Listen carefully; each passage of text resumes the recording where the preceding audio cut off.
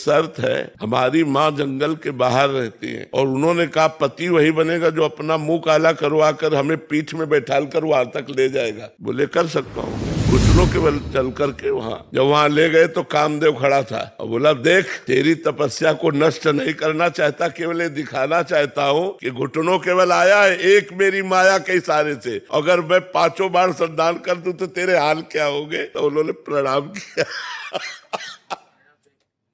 तो देखा एक 16-17 वर्ष की लड़की हलवा लगा रही है। वही भयभीत होने का वो नाटक किया। बोले भयभीत मत हो, भयभीत मत हो, शांत रहो, नजदीक आओ। ज्यों ही देखा तो कमल नयनी सुंदरी छम छम करती हुई पायल। महाराज ने कहा कि तुम डर क्यों रही हो निडर होकर, ये हलवा तुम लगाती थी? हाँ महाराज, आप जैसे तपस्वी की सेवा हमारी सामर्थ्य कहाँ की आंख मिला के कर सके कि मैं आपके सामने जाके हलवा परोस सकूं, इसलिए छुप छुप के। बोले आज से छुपने की जरूरत नहीं है। एक महात्मा 20 वर्ष से पेड़ की छाल सूखी हुई खाते थे, किस लिए? काम विजय के लिए। किसी भी तरह का शरीर में पुष्टता ही ना होगी तो काम क्या करेगा? अवस्थी मात्र हुए रहे शरीर, हड्डी हड्डी शरीर में रह गई थी और तपस्या करते सूखी छाल जो पपड़ी होती है ना वृक्षों की, वो मार पाते। तो बस कोई भोजन नहीं, कोई पत्ता नहीं, कोई फल नहीं, कुछ नहीं। तो ऐसे हो गए थे। जब 20 वर्ष हो गए तो कामदेव प्रकट हुआ सामने, क्योंकि वो उसी योग्य थे, और कहा हम तुम्हें क्या कि तुम मुझे परास्त कर लो। बोले अच्छा चलते हैं। चला गया काम। दूसरे दिन जहाँ वो पपड़ी खाते थे ना, वहाँ हलवा लगा मिला, हलवा। अब उनका दिमाग काम किया कि जंगल में, घोर जंगल में बढ़िया सुगंधित घृत युक्त मिष्ठान। उन्होंने समझा मेरी तपस्या से डरकर प्रकृति मुझे दे रही। मुंह मार मार करके जहाँ जहाँ पपड़ी खाते थे वहां हलवा लगा मिला, हलवा पाया। 20-25 दिन हुए, थोड़ा खून दौड़ा